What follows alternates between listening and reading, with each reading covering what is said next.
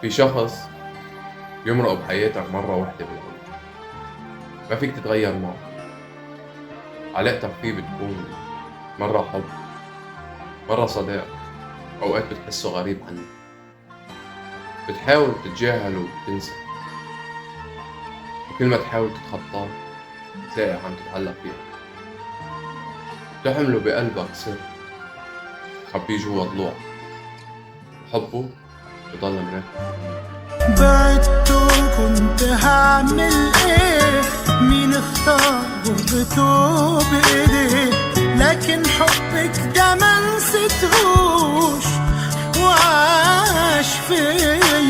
ليه هتأسف على الغيبة؟ ما غبتيش لحظة